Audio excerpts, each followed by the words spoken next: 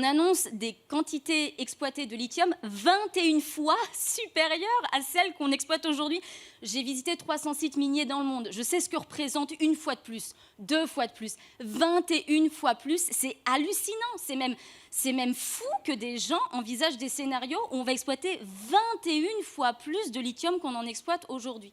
Donc ça veut dire que certes, il y a une urgence et on n'a pas le choix, il faut agir et on en est, je pense, tous très conscients dans cette salle. Mais par contre, il ne faut pas, par des solutions qu'on aimerait être des solutions qui soient uniques et un peu, je dirais, un peu miracle, entre guillemets, et bien en fait faire des bêtises qui sont encore plus grandes que ce qu'on a fait avant.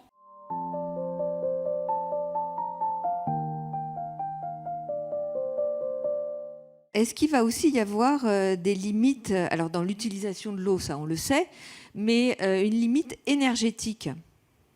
Alors effectivement, ça va être un paradoxe qui va poindre sur le lien en fait, entre mine et énergie. Il n'y a pas de mine sans énergie, il n'y a pas d'énergie sans mine.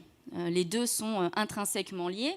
Bien sûr, assez spontanément, on pense au charbon, qui est quand même l'un des principaux moteurs dans l'électricité mondiale. On peut et on oublie souvent que l'uranium est aussi concerné. L'uranium se mine, ce sont des mines d'uranium qui alimentent les centrales nucléaires. Et donc le paradoxe, et donc après, la question va encore se poser de façon encore plus cruciale dans les scénarios récents pour du coup coller aux accords de climat et donc développer massivement sur des chiffres qui en fonction des pays vont de 10 à 40% en termes d'énergie renouvelable, de déploiement d'énergie renouvelable de plus par an, et bien vont encore plus nécessiter de métaux. Et ce lien est intéressant, du moins il y a un paradoxe qui naît parce que en fait, tous les chercheurs nous disent plus le temps va avancer, plus on va avoir besoin d'énergie pour exploiter des métaux. Mais en face, on nous dit mais plus le temps va avancer, plus on va avoir besoin d'énergie, notamment les énergies dites renouvelables, qui vont avoir besoin de métaux. Et là, la technologie fait face quand même à une forme de dilemme.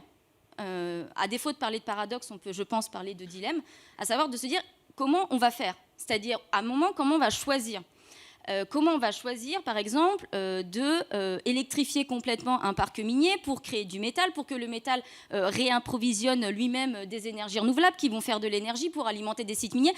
Enfin, vous voyez qu'on risque assez rapidement d'aller dans des espèces de non-sens où on va tourner sur nous-mêmes à générer du métal et de l'énergie, pour faire de l'énergie, pour générer du métal, etc. Donc, il y a ces limites-là qu'il ne faut surtout pas atteindre et qui sont déjà atteintes à bien des égards. Oui. Et c'est ce qui peut nous conduire à ce qu'on appelle la falaise énergétique nette, c'est ça? Exactement, notamment, bien sûr, je vois que vous regardez. Non, pas du tout, non, mais... Mais tout à fait, et je laisserai avec grand plaisir Hugues en parler, si vous le souhaitez. Hugues, un mot sur la falaise énergétique nette, c'était pas du tout prévu, mais non. Pas tout de suite, alors, on en reparlera. Alors, peut-être vous? Oui. Alors... En fait, la problématique, c'est que plus le temps va avancer, plus on va mettre de l'énergie pour récupérer du coup un point d'énergie. Enfin, quand je dis un point, je schématise bien sûr. Et il y a de très grandes inquiétudes, notamment sur la question métallique. Alors, la question se pose de façon extrêmement cruciale sur les énergies renouvelables, certes, mais en fait, quand on regarde à l'échelle globale, en fait, la question va être particulièrement cruciale pour un dispositif, et beaucoup plus que tous les autres, ça va être le véhicule électrique.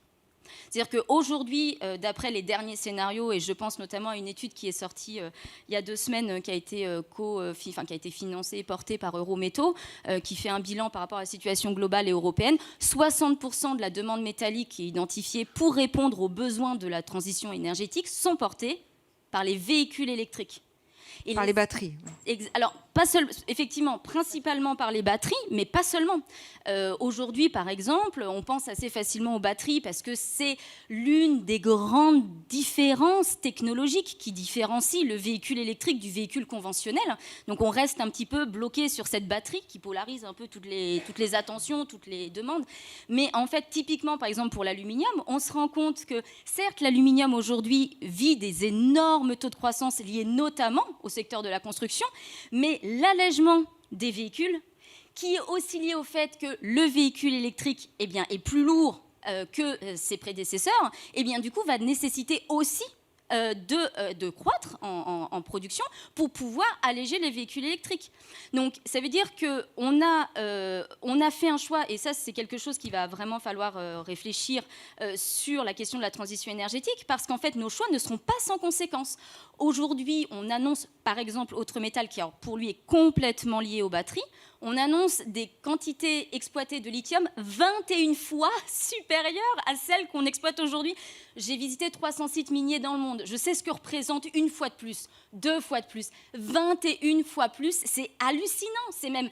C'est même fou que des gens envisagent des scénarios où on va exploiter 21 fois plus de lithium qu'on en exploite aujourd'hui.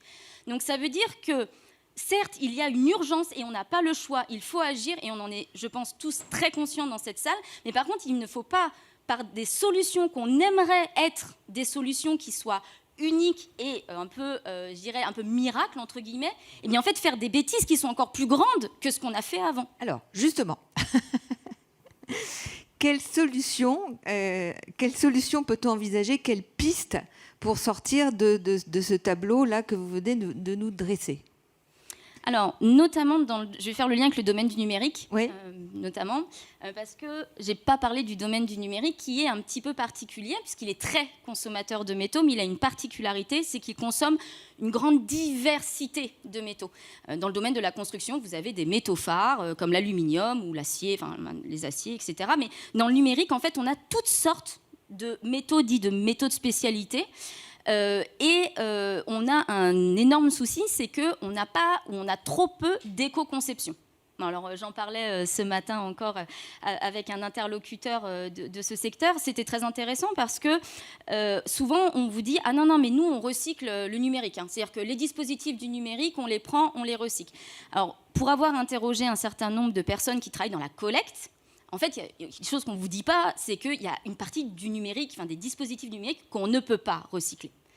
Et on ne peut pas les recycler pour une raison assez simple, c'est que ce sont des appareils qui changent tout le temps, où on a une miniaturisation qui fait qu'on a des toutes petites quantités de métaux qui sont associés, et l'énergie nécessaire pour reséparer ces métaux est telle qu'on ne fera pas l'effort.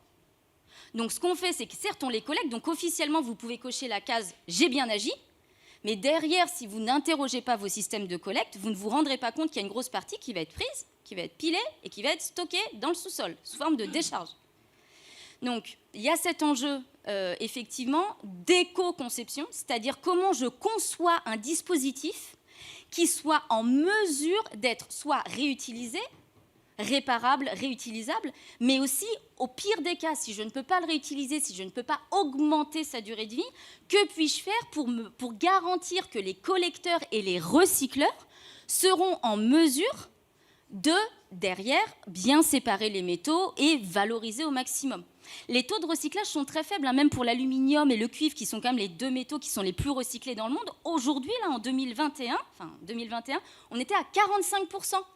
Donc il y a 55% du métal qui est jeté.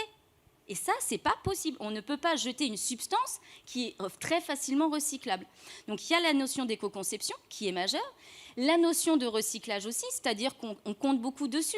Mais encore une fois, comme je vous le disais, si on crée toute une myriade de dispositifs différents, même avec la meilleure volonté du monde, le recycleur, il a une usine avec un process. Si en entrée, vous lui donnez tous les jours des matériaux différents, il ne peut pas vous donner une sortie équivalente. Donc, ce n'est pas gérable non plus. Donc, il faut une homogénéisation des dispositifs et une pensée spéciale pour ce qui se passe au moment où je vous parle au Parlement européen sur une de ces questions. Et puis, ensuite, du coup, ça, c'est le deuxième enjeu. Et le troisième enjeu, c'est que ce que vous disent les gens que moi, je rencontre sur le terrain, les anthropologues, les biologistes, tout le monde, quoi.